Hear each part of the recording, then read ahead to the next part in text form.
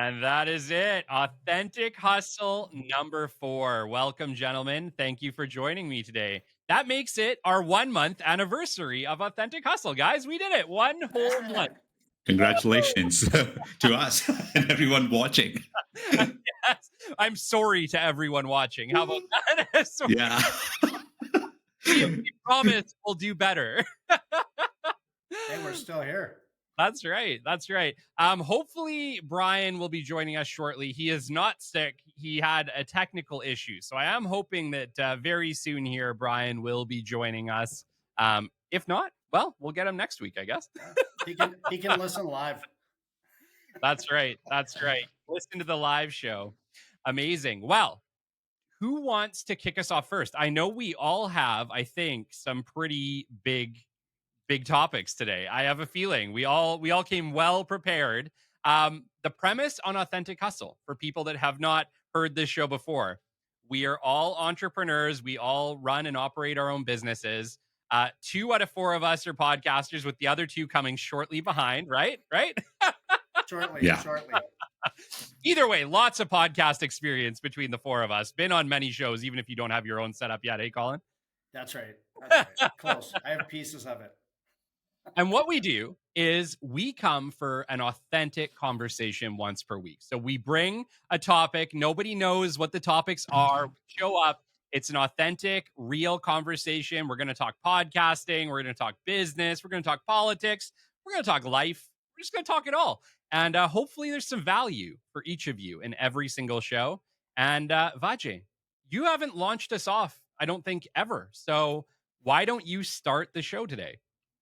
Yeah, welcome everyone. Welcome to our episode 4 of Authentic Hustle. And this is the 1 month completion of our Authentic Hustle. And today I want to get us started on a topic that many were interested in. I think we all went to school. And I'm sure, Colin, you saw that video. I just want to share it wider so that like more people watch it, and let's talk about it. Can I go ahead and play a video, Kelly, if you don't mind? Yes, I'm not sure if it'll let me share it. That's the only thing. No, I'll share it. Yeah. Just let me know if you're able to hear the audio. I have no audio on our side. No audio? How about you, Colin? No audio. You don't get the audio? No audio yet. I think we may have to trial run this one, Vijay, next time. We can do it on the next one. Yeah, let's do it next time. Fashionably late. Absolutely. Sorry, gents. Fashionably late. I'm gonna come in, right under the radar. What was that? Did you shave your beard? You look great. Yes.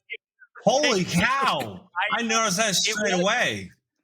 In all fairness, it was a total mistake, but I'm owning it, and it'll be back in a month. Oh no! You were like, yeah. No, it was that I look at the number settings on my razor. I know there's lots of people out there that just look at the number settings on their razor and go for it. And it didn't move the guard up. And so I had a very close shave. And so for maybe one of the only times you will ever see on Authentic Hustle, I have a very bare face. He's authentic.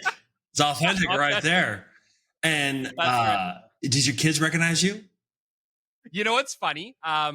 My son, Jet, just looked at me. Like, he's over 1. He's 14 months right now. And he just sat there and like stared at me. He's never seen me without a beard. This is not my dad. Yeah, who are you? I'm telling mom. Really, and then when he realized, there was a big smile on his face, but it took him a minute to realize who I was. It was kind of funny. That's funny. His name's Jet? Yeah. What a name. He's going to be a fast kid. That's right. Fast. That's right. Set him up for success right from the beginning. So Jet, man, that's a cool name. Hello, Brian. Hello, BJ. Hello, Colin. Hey, sorry. I'm just so pretty. I had to say hi to him first. Can you tell me if you hear the audio now? We have audio. 16. You have audio? Okay, perfect. Let me play it from the beginning. Let's do it. Let's hit it. Mama. I know you said that. The same I hate the teacher asked a million questions like, why didn't I always got all the tardies. Mike literally and then throw it back. I'm just asking, what is school for? I remember it's not that. education. Suicide is the third leading cause of death of ages 10 to 24. Really? And Harvard is 64. Right. That's something, how You didn't? he's just making it, we idolize treasures. I'm saying, Everybody watch Husband. The Cure for Cancer. Let me know that part. That's interesting. Mm-hmm. I can speak to that. Who went to school here? Are you two smarties in the middle? You guys went to school? Yeah. Yeah. Yeah. I went to school. You went to school? Yeah. You went to school? I didn't go to school. Colin, you go to school? I didn't go to school.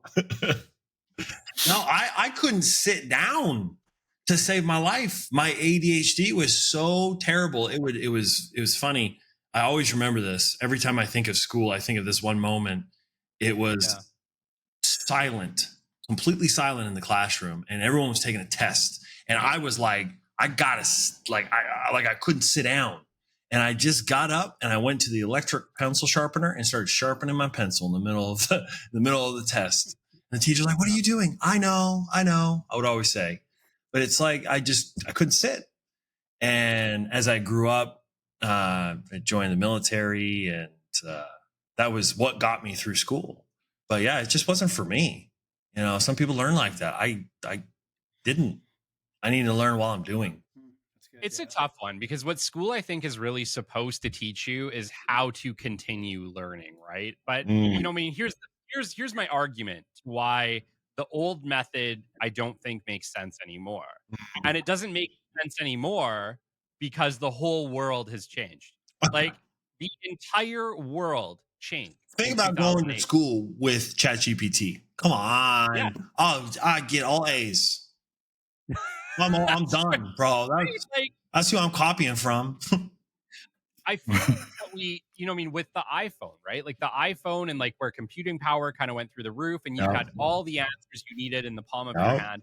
I remember sitting in class and my teacher being adamant that, "Kelly, you will never have a calculator in my pocket." I was just going to say that. Son of a gun. She's been like, "Dude, no, I'm going to have like the smartest supercomputer on planet Earth in my pocket." But yeah, no worries. I remember saying, "Well, I guess I'm carrying one around," you know? Yeah. So and I guess funny. You weren't I wrong. am. You are. My hair. That's funny. I think school is great. My sister, bless her heart, she is so smart. She had A's like all through school. Like she was good at school. And she would always tell me, you know, how hard is it in 5th grade? How hard is it in 8th grade? How hard is it in 9th grade? I'm like, oh, it's going to be tough. You might not get straight A's. And she did. Graduated with 4.0, did her undergrad 4.0. She went to dental school, joined the military. They paid for her schooling. She scored like super high on the military officer entrance exam. It's just, some people can do that. I don't know. It just wasn't how I just couldn't. So it's not like it's not in my blood. Yeah. I think the biggest, I went to school also, like, but I never enjoyed it actually, because I could never take instructions. Like, that's my problem. Like, I cannot take instruction. I've told this to Brian 100 times. No, I cannot. No. And I think what school and the system is trying to do is like, they're trying to create a one size fit all solution, and then like, right, cram it into the heads of like 30 people, 30 kids, 20 kids, whatever, right? Whether they like it or not, right? It cannot be a one size fit all solution for the society at all. So I don't know. I love that video. That's why I shared it. I did too. Man, it's I can speak for hours on this topic, but yeah, it makes me think a lot. Like, Colin, why didn't you go to school? What happened there? Why didn't? Yeah. Why didn't I? Huh. My dad finished school in grade 8. Moved from Mexico to Canada. So I grew up in a home where when I graduated high school, that was a big deal. Oh, that's great. I continued on to the trade. So I didn't understand what post-secondary was. Never talked about it. Nobody in school talked to me about it. And it just wasn't a topic. You know, we were just, I guess what you'd call today a blue collar family, which means a lot more today than it did back then. So it just wasn't something, but you know what? I never even thought about it. I didn't have those aspirations, I guess. Part of the other thing is like when you're talking about, you know, if it's ADHD or whatever, I was telling Kelly earlier, I have the attention span of a newt. Newt. Wow. That's pretty low. That's pretty low. You're like, oh, look. And you know what I think the difference is when I went to school and why I didn't continue on was the teaching methods were different. The expectation was different. Oh yeah. I look at my kids' teachers. My kids' teachers are kids, right? I'm not going We to had old ladies. Yeah, we had old guys and old ladies. Well, it's true, right? It was never, even if we had phones, it wouldn't have been acceptable. Now they have phones on their desk. They had iPod touches. They had whatever. They had music playing in the background. If I crumpled a paper or tore my page, right, I'm getting smacked on the back of the head or whatever happened, and that was acceptable. So for me, it just wasn't a fit. Mm. And I remember too, that was years ago, 35 years ago. I was finishing high school, and I don't even know who it was, a teacher or principal, had said to me, "So you're coming back next year?" And I remember saying, "For what? Like, am I going to forget my coat?" And, turn in your homework that summer school. Come on. And you know what? The one thing I was good at was very basic math. Was we were required to have 100 credits to get your high school diploma, right? So going into grade 12, the 12th grade, I had 46 credits. I was an overperformer, as you can tell. And so I had to figure this out. So I figured out how I could use retroactive credits and all these other things to get my 100. And I can tell you right now, I got exactly 100. Right? Exactly. And you know what? That's what I needed to get through. Yeah. Right. I figured it out, and that probably helped me a lot because I really had to bust it in my 12th grade to make it happen. Wow. I had to sell my way to college, to high school graduation. I went to one of my teachers. I was like, look, because I signed up for the military December of my senior year. So we didn't graduate till May. And so I was in like, I remember it was called like pre-enlistment or something like that while I was still in school. And I went to my math teacher. I was in algebra 2 in senior year. Like math was not for me. Like geometry, I killed it. I don't know what it was, but I went to the teacher. I was like, look, I'm about to go defend the country and I really want to do it. Can you pass me? And I got a D+. That was the only way I graduated. I swear to God, I tell you. And he looked at me like, I can't say no. He's like, I can't say no. Yeah. It's one of those things, even for me, guys. Like I actually graduated at 33. So and here's the thing, I didn't need to. I was already very accomplished by the time I decided that I wanted to do it. But I wanted to. And what I realized too at the time was I only needed one course the whole time. I had no idea how many I needed.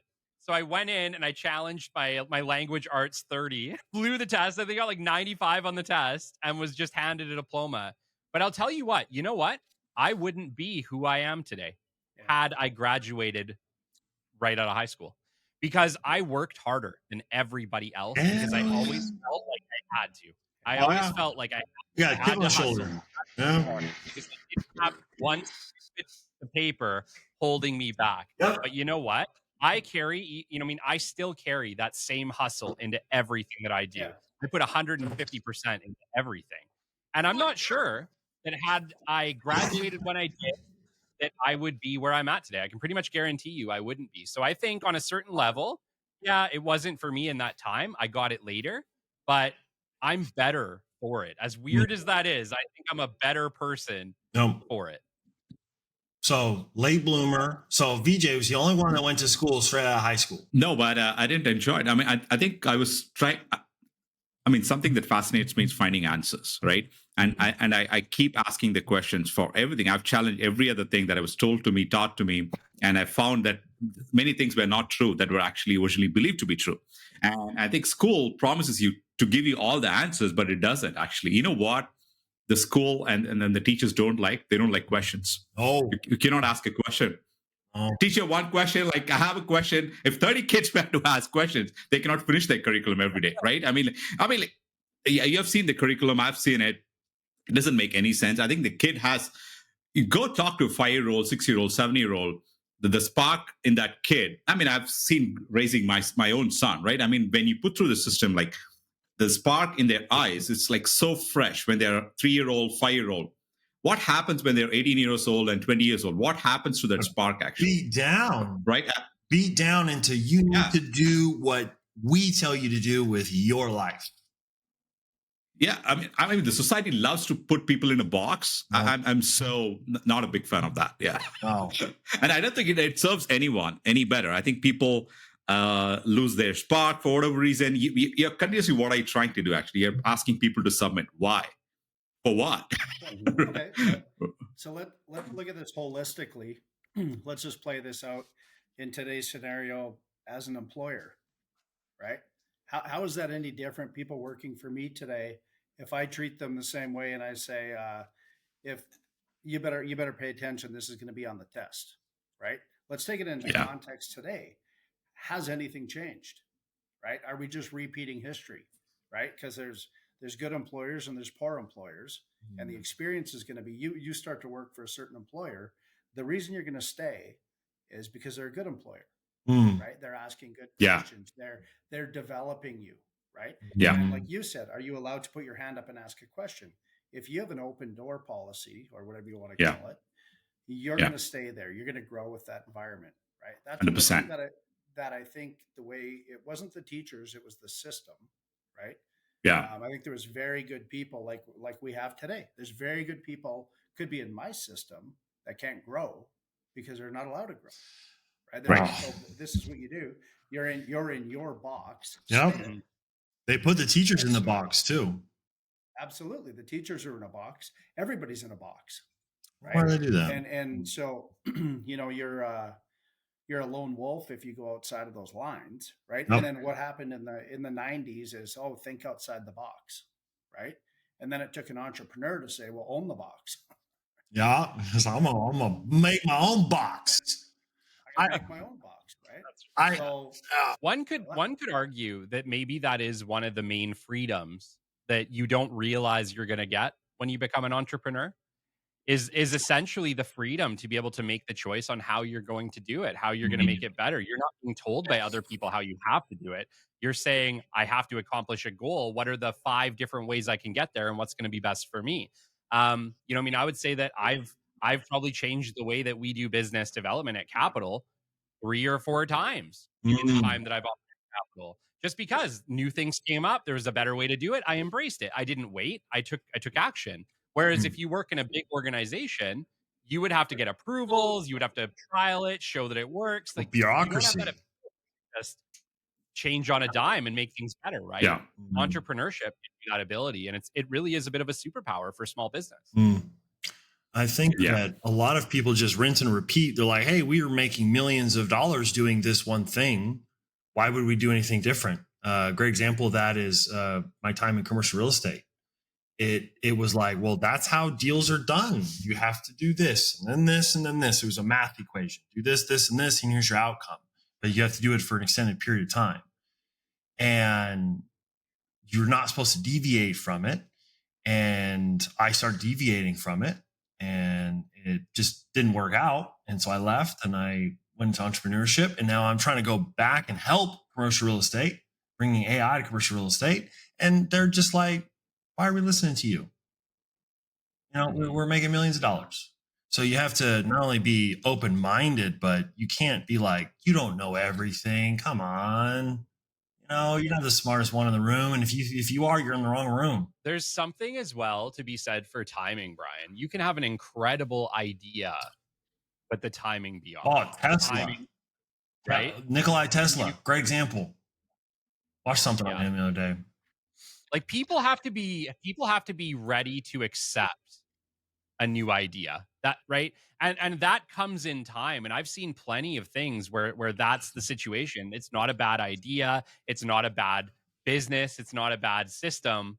But the people, the customers are not ready to receive it. Right? Yeah. That's a real challenge for a lot of business. You have to be the right idea at the right time to have that merge of success. That's how it is in sales. Right time, right person, right amount, right things you said, at the right time. Yeah. Well, and let's talk about business development and why I love business development. I'm such an advocate specifically for active business development, active marketing. And the reason is we have to get ahead of the needs. So we have to let who we are, what we do, why our service makes sense for them ahead of that challenge, why it gives you an unfair advantage. If you're getting people at the time of need, they're finding you and every one of your Yep. competitors at the same time, Yep. putting you at a disadvantage. If you do active business development and you get ahead of the need and you shout from the rooftops, this is who I am, this is my company, this is what we do, this is how we help you. And when you need us, we'll be here. And you establish those relationships ahead of the need, the success rate goes through the roof for you. And so Proactive. That's great. proactive. Mm. Proactive. Mm.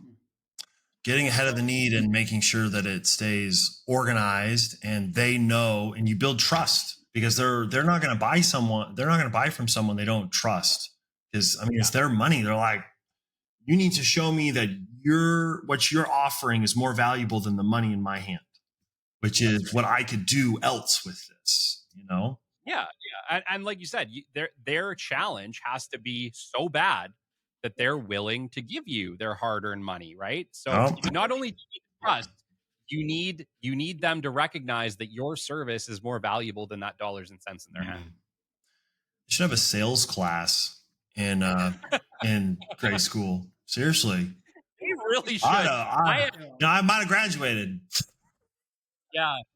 You know what? My nephew is in high school, and they have introduced an introduction to business class, and I was like, my God, like why is it only now in like 2025 we're doing business class in high school? Come on.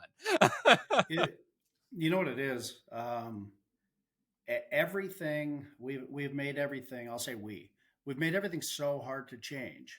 Right? It's this curriculum can't be changed because it's been set in place. It's going to be there for 4 years. It's going to be there for 5 years, whatever it may be.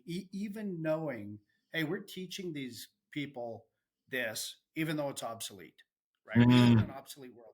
What happened yesterday is obsolete. So let's not offer a new course tomorrow with old material. Right? So Vijay, like I love that video, and you knew I love that video, right? Because I reposted it and I've watched it over and over and over, and it resonated with me, right? And I've had some people reach out to me say it resonated with them, and I think this interludes. If I can take what I was going to talk about today, it blends right into that. I read this title and it was "There Are No Best Practices," right? Because in the world, everything we do in business is best practices, best practices. Well, guess what? That proves that theory is incorrect. There is no best practice. What worked 2 years ago or 10 years ago or 20 years ago does not work today. No. Right? And you can really, I wanted to get your guys' thoughts on that. Just on that phrase alone, there are no best practices. Wow. What's happening today is the best practice, right? It's never been better than today, but what is it going to be tomorrow? Yeah. I've spent a lot of time in corporate, and the word best practices, quote unquote, called in. Okay, what are the best practices to do X? What are the best practices to do Y? And it's often referred to websites of like Google, Microsoft, and so many others. I mean, speaking from experience, and what I've seen is like for example, Microsoft, not pulling on them, they're a great company, but at the same time, what Microsoft is doing is that, hey, look at me, listen to me. I have the best practice, right?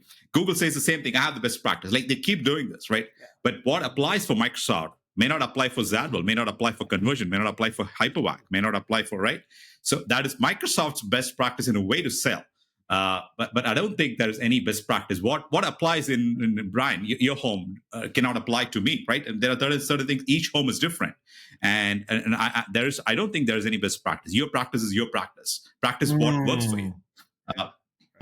But and I love you say that, because I did my time as well, 17 years in corporate, and everything, whether it was safety, whether it was operational, SOP, whatever it was always a best practice, but none of it was current, right? Yeah. It was as current as 10 years ago or a decade ago, or whoever the current leader may be, was always going back on the predecessor. Yep. Right? Yeah. And a lot of that is, how do you do it? You go from 100 to 0, right, in 10 seconds, right? That's what we see happening right now. People are falling backwards, because Mm. they're falling back on that. So when I read that, I had written it down, and I'm like, okay, there's my topic, right? That's the one I'm going to go on. And I didn't mean topic just for the show. When I say topic, that's something I'm going to chew on, right? Something I'm going to go into, because we just find ourselves falling into that. Even my daily conversations, a lot of times in my head, up until I read that phrase, I still had it. What's the best practice? What's the best way to do this? Well, there's always a better way. Oh yeah. Right? So I'm looking for There's always efficiency. right? Yeah. Efficiencies, Yeah. whatever it may be. So, Kelly, what do you think on the best practice? Well, I can say that with regards to, the podcast specifically, I'm probably updating the way that I'm doing it, whether it be the clips, whether it be the show production itself, whether it be the tools that I'm using every 6 months. So, Right. so here's the thing. What was best practice for me 6 months ago is no longer best practice for me today. That's just how fast the world is evolving. And if I want to compete at the highest level, that's what I have to do. So I think maybe that's the argument for business, is that we can't get set in what we say is our best practice and say that this is going to carry us for the next 5 years, because I think most businesses, you're going to be lucky if it carries you 6 months. Oh man. I mean, think of just any of these, major, large, iconic corporations, Google, Apple. They're just rinsing and repeating the one idea they had that started their business. They're not doing anything more. A great example, iPhone. It's looks different, but it's the same. Yeah. There's no It's best practices. That's interesting. Yeah. That's interesting. I'm gonna chew on that too. Well, See, and Brian, that's coming from a Canadian. Just Oh no, I'm not going to make the argument. No, my mind already. I'm going to counter this. I'm going to counter this because you know what? My business runs on process and procedure, and process and procedure are what make it super effective, especially when I follow them on a consistent basis. Yep. What I am going to say is constantly question your processes. Constantly question. Ask yourself every 6 months, is there a better technology? Is there a better way for me to be doing this? Because the answer probably is yes. And so maybe it's not, let's not do best practices. Maybe it's, let's be consistently open to the opportunity that we can improve and create better efficiencies with our practices and continue to become market leaders by doing so. That's going to be the secret. That's interesting. AI is your friend, but you have to figure out how to integrate it in a way that is beneficial for your business. And you have to update it when the time comes, because if the companies aren't updating alongside, there's probably something better 6 months from now. Well, and you know what? It's I think you hit the word there, because I'm constantly reading and trying to grab nuggets here and there. And another one that hit me was you have to be consistently consistent. Right? That's moving ahead, right? That's the snowball effect. Right? The second we stop, the second we slow down, right? We start to draw back, and then that's when we start asking questions. What's going wrong? Yeah. Right? Yeah. And we stop being consistent. Right? It comes down to showing up too, right? Like, here's the thing, Ajay, you had a really rough night, man. Like, you were texting us at 1 a.m. Guys, I'm really feeling under the weather. I want to make it to this thing, but there's a chance I'm not going to make it today. Like, I'm going to apologize ahead of time. But here you are, dude. I woke up with like the most killer sore throat this morning. A little bit of Buckley's, little bit of prep. I missed last week because I was sick. Yeah, you were too sick to show up. That's okay. It was I guess what I'm suggesting here is that sometimes we're showing up when it's not ideal to do so, but we're showing up. And I think for most businesses, that is a superpower. If you can show up in your organization every week, I know it's not easy. Right? There's plenty of weeks that I don't want to show up. I was talking to Colin the last couple of weeks. Like the past couple of weeks I've been swamped. I've been so busy. Been working like 12-hour days every day in my business, on my business, for my clients, trying to keep things moving forward. It's been a hard few weeks. But you know what? I recognize that it's not always going to be easy. And it's funny because it wasn't that long ago that me and Shelby were talking about just like life is hard. Life is really hard, but you get to choose your hard. Are you going to do a crappy hard for someone else? Or are you going to do a good hard for yourself? Are you going to do the hard that makes your life better? Or are you going to do the hard that makes somebody else's life better? And that's what you get to choose. It's going to be hard. Choose your hard. Yeah. Love that, man. Love that. That's good. Choose your hard. Choose your hard. All right. The topic I was wanting to talk about is interesting, at least to me. There's a between where you are and where you're going, there's a space. And it is incredibly lonely because you are the only one that can figure out how to get from where you are to where you want to go. No one can help you. No one's going to do it for you. And I was listening to some motivational content on YouTube, which I'll listen to, folks like Jocko Williams, David Goggins, guys like that. And it's just that, and you just need to stay motivated. And that's very difficult. But that alone time, you have to be good with yourself. So my question is, how do you get better at being good alone, doing it alone, trying it alone, failing alone, winning alone, celebrating alone? Because there's some things that you might do to get from where you are to where you want to go. Something that might be holding you back is, you sneak candies, have candy in your desk. Well, no one knows that. No one's going to come slap it out in your hand, but you got to celebrate alone that you stopped putting candies in your desk. Mm-hmm. Wow. Yeah. Way to hit us with the hard question, Brian. Sorry. That was supposed to be my last week's topic. I knew it was so good. I'm in that spot right there where we're about to do something, and it is, VJ being my co-founder, I can't even go to him, Yeah. and he can't even come to me for stuff. It's like, we have to do it ourselves because we have to almost divide and conquer kind of thing. Yeah. Yeah. Can I take the start on this one? Go ahead. You chose to do what you're doing because you want to leave a great impact on the world, right? Mm-hmm. Your why. It comes down to your why, right? Mm-hmm. Why are you doing it? Why do I do the business development podcast every week? I don't make a fortune from the business development podcast. Most of the time we keep the lights on. That's really what we're doing here. But I recognize that I have the ability to do something that nobody had done before. Nobody had put out that much business development content. When I started in business development, there was nothing. There wasn't a book. There wasn't a podcast. There was tons of stuff for salespeople. There was tons of stuff for marketing people. There was like personal development, but there was nobody out there advocating for business development specialists. And I decided that was what I was going to do, that my mission was going to be to show up every week and help one business developer out there. And so our mission from the very beginning has been to educate and inspire. And obviously that's grown from just business development to entrepreneurs. We're listened to in 145 countries around the world. We're a top 100 show in 40 plus. We've made a massive impact, but it all comes down to that. I could have never seen that impact the day that I started talking to my wall in my basement. But my why then is just as powerful as my why now. You have to make sure that you're doing it.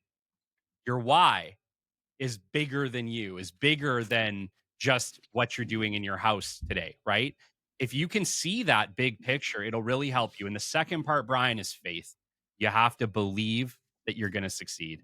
And you know what? When it gets hard, you got to get on your hands and knees and you got to say a little prayer, man. I've been on my hands and knees saying prayers many, many times, being like, I don't know what's going to happen, but I have faith it's going to work out.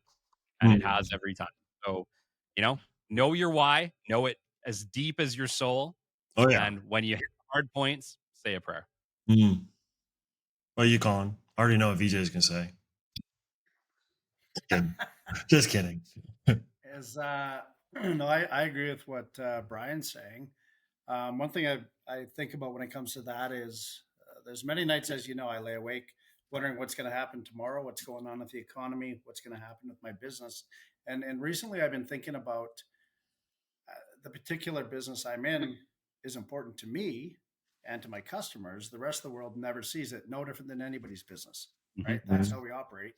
And then I look at, okay, what's going to go wrong? Like Brian said, you get on your knees and you pray and you seriously reach out, right? You need a spiritual aspect. I believe that. But the hard part of faith, I think for me, and I have a very strong faith, is that we pray believing we're going to get answers. faith is what gives us optimism, Mhm. right? Because we don't Mm. get that. You don't wake up with an answer the next. No. Maybe you do. Sometimes you do, but it's that continuing on, giving you that optimism to continue to get on your knees again the next day, and Yeah. the next day, and the next day. In between, you have win after win after win after win. Or loss after loss after loss after loss. Yeah, absolutely. Right. But as we climb that mountain, right, we just keep climbing. And I think we talked about it before, but you know what's behind that mountain you climb is another mountain. Yep. Right? God told me that one too. When did he tell you that? Recently? Yeah. Jerk. Told me that recently. Hey, you're absolutely right. There's another mountain, but Yeah. guess what? There's also an outfitter shop Yeah. that just gave you better tools. And to climb. and you're not starting from zero. You're starting from knowledge.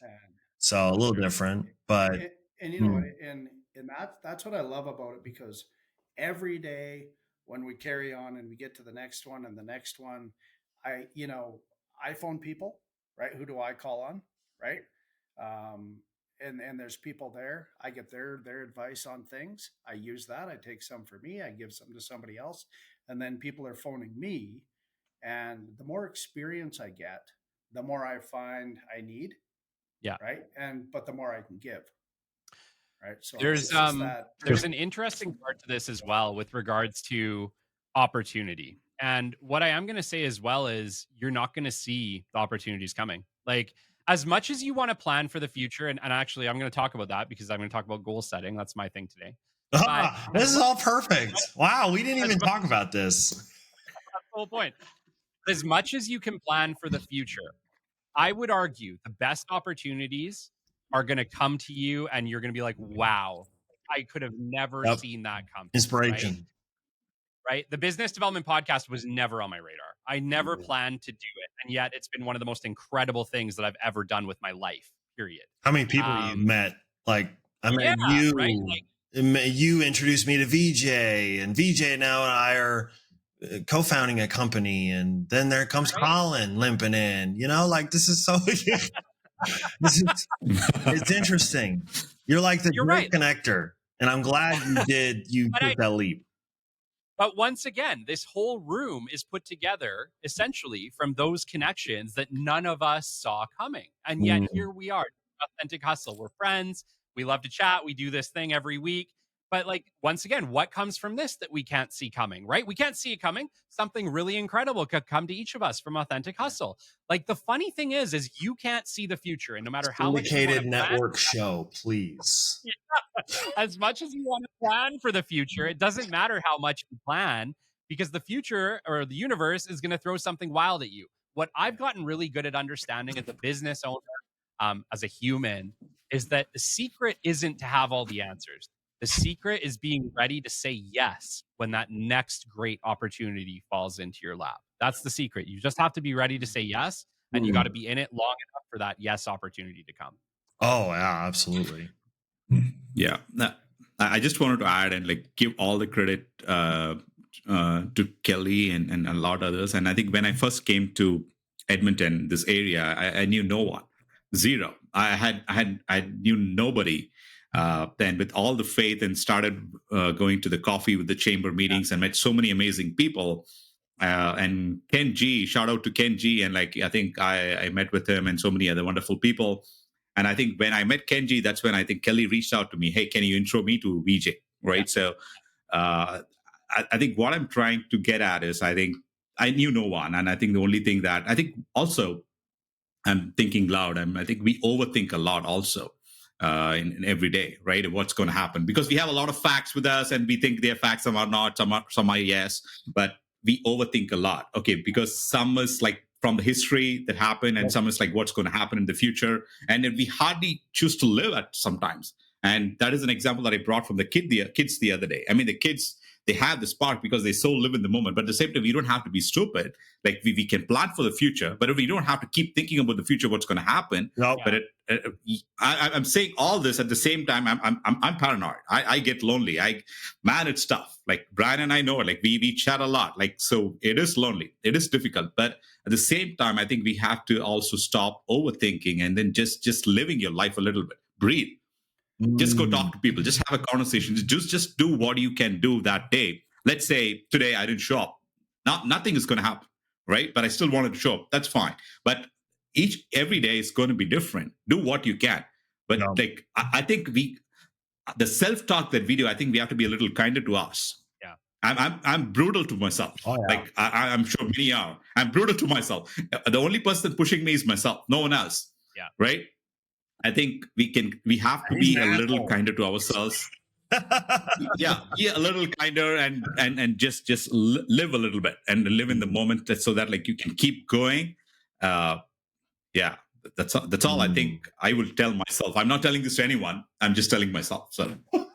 But there's that fine line between this whole, work-life balance, and you're not going to achieve anything of significance unless you are absolutely, in my opinion, obsessed with it. Like you have to be like, it has to be like the rock in your shoe. Like I just got to get my shoe off to get this rock out. Yeah. Like it's bugging me and I can't sit, I'll be like just trying to relax. And I'm thinking of what I should be doing or what I could be doing or what I'm going to do. It's you're not alone. Man. That's all of us. We're all doing that. We're all in our head. We're all in our head. Like at this point, I've interviewed over 150 entrepreneurs. Every single one of them struggles with this. So you are not alone in it. We're all really hard on ourselves. We're all dedicated to a point of insanity. Yeah. I think on a level. But I think you're right. It does take that level of I'm going to change the world to change the world. Yeah. I don't even change the world. Yeah. Just bringing something that's in your head to your hand. Like that. Yeah. That's crazy because this is fake. Wow. You can't see this. Okay, and that's This is a perfect segue into my topic. So let's talk about it. Go. Let's talk about taking your ideas and turning it into a reality. Okay. Something that I'm incredibly passionate about, guys, is goal setting, and I do multiple goal setting lists a year. And I'll be honest, dude, I was like the most non-believer that you would ever meet. I still struggle with visualization. I've sat with so many people who are like, Kelly, you just need to visualize your future more. And I'm like, bullshit. I need to do it. I need to see it. I need to make it happen. Yeah. So I'm in recovery. I'm working on this because here's the thing. If I believe in goal setting, I kind of have to believe in visualization too. And I actually learned something today about why it's important to do visualization. So I might start to incorporate it, but let's talk about it. Literally did a show yesterday talking about goal setting, specifically my goal setting routines. So I set 3 different types of lists. So every single Christmas break, I sit down in front of a fire, whether it's just me or whether it's me and Shelby, and I will write out 2 goal lists. One, it's my corporate goal list for the year. What do I want to accomplish with my business? And my second one is my personal goal list. What do I want to accomplish within myself? And this can be coaching, this can be health related, this can be buying a house, this can be whatever. My business, obviously, will be typically growth related. What do I want to do with capital? What do I want to do with the podcast? Do I want to maybe do a authentic hustle this year? What are we doing, right? I will write out, and once again, no limits, guys, no limits. Write out 50. If you have 50, write out 50. But here's the thing. In a study conducted by Dr. Gail Matthews, a psychology professor at the Dominican University in California, participants who simply wrote down their aspirations, their goals, were 42% more likely to actually achieve them. Holy moly. Those who, right? 42%. Oh, wow. Those who wrote down their goals and dreams had a significant advantage over people who do not. And the funny thing is, it sounds like woo-woo, right? But there are actually 2 scientific processes happening here. One is called the encoding effect. And this is really interesting. And it says, when you write down your goals, you engage in 2 critical processes, external storage and encoding. Imagine posting your goal on a piece of paper in your office. This is called external storage, and it makes the information easily accessible for review. Visual cues serve as reminders, reinforcing your commitment. And then encoding, this is what's really interesting. Encoding is a biological process within your brain where your brain analyzes and decides what information to store in long-term memory. In other words, writing your goals on paper. This does not mean typing them. This does not mean entering them into your iPhone. Physically writing your goals on paper drastically increases your chance of remembering the goal and ingraining it into your subconscious memory. Well, step one, you created something. You took a pen, Yeah. you took a tool, and you made a blank sheet of paper filled with something. You did the first step of it. Yes. Yeah, Okay. I You write nailed it down it. There's the too. next part. There's a second part to this, Brian. And the second part is called the generation effect. And this is where exactly what you're saying. So now there's another science. So neuropsychologists have identified something called the generation effect. And here's Paper filled with something. and here's how it applies to your goal setting. When you create mental images, visualization of your goal, you are actively generating it in your mind. This is called the first instance of the generation effect. Now, the second instance occurs when you then take that visualized goal and put it into words on paper. You write your goal down. So you visualize your goal first, then you write it down. As you write, you reprocess and regenerate the mental image, reinforcing its importance and manifesting it into reality. Guys, what does this mean? It means that goal setting is literally the very first step. Brian, you nailed it. It's the first step. And you know how hard it is to take the first step, right? Yep. Literally visualizing and writing out your goal is one step towards accomplishing that goal, which makes the next step easier, the next step easier. And science is showing that you are 42% more likely to accomplish a written goal. That's massive. Any of them. And I got this, guys, from something called, hold on here. Sorry. I got this from upmpower.com. And the article was called The Power of Putting Pen to Paper, How Writing Down Goals Transforms Dreams into Reality. And it's incredible, guys. I've been doing this in my business for the last 5 years. I've been doing the annual one every single year. And I've recently been doing a weekly as well, which I call a capital move the needle. So it's literally my move the needle list. How do I move the needle for my business this week? And it'll just be the critical tasks that I have to do to move the needle this week.